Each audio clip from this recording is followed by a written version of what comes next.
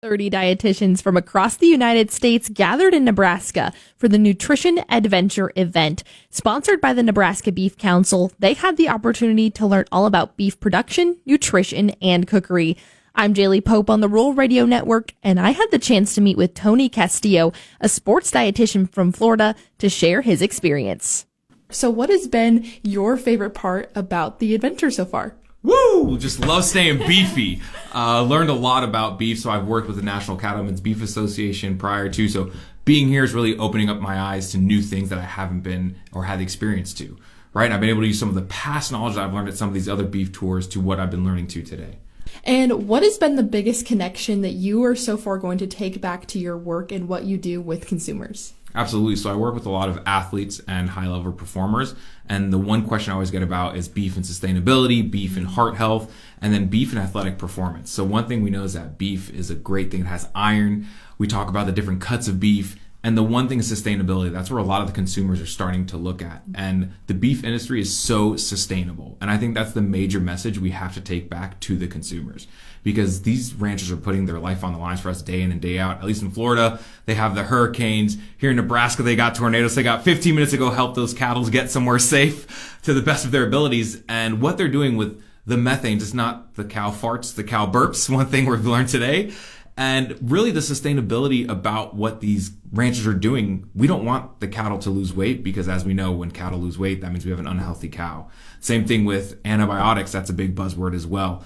And knowing that antibiotics are very expensive, so if a rancher needs to use antibiotics, it's to save that cattle. It's to help that cattle. It's not just doing it just because it's going to take not only from their pocket, but also hurt the animal.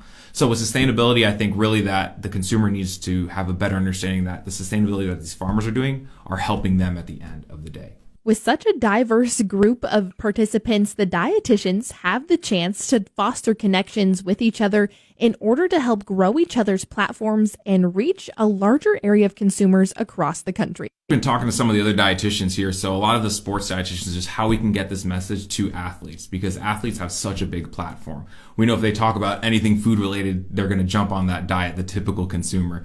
So our role is really, I was talking to Christina Chu, another dietitian here, how we could bring this to some of the sports dietitian conferences and bring some ranchers with us. Because the thing is, the dietitians just want to talk to ranchers. They want to understand what's going on behind closed doors, proverbially, right? Or the open ranches. And even here, we're doing pasture to plate. And I heard this quote from another dietitian: so many people want to eat farm to table, but no one's ever been to a farm and they don't know how to set a table. So how do we bring those two things together to these athletes and the consumers? Looking at the agenda, I know you guys just kind of got started and have just a little ways yet to go. What's something that you're either looking forward to or have already really enjoyed about this experience? Two big things I'm really excited for is one, the brain health talk that's going on at this moment. Excited to jump back into that, as well as the bigger processing plants, because I've seen a smaller one at the University of Florida. It took them about an hour to do the cow. I'd love to see that at scale. Like, what does that look like? Because there's so much that I learned from that experience, because they have to follow USDA guidelines. So you might go to a farmer's market and think you're supporting local. However, supporting America is supporting local.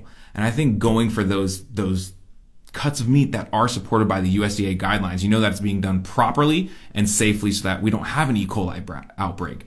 We are eating the things that will actually help us be healthier and live longer. Again, that was sports dietitian Tony Castillo from Florida. And I'm Jaylee Pope, broadcasting from the Nebraska Soybean Board Studios. And you're listening to the Rural Radio Network.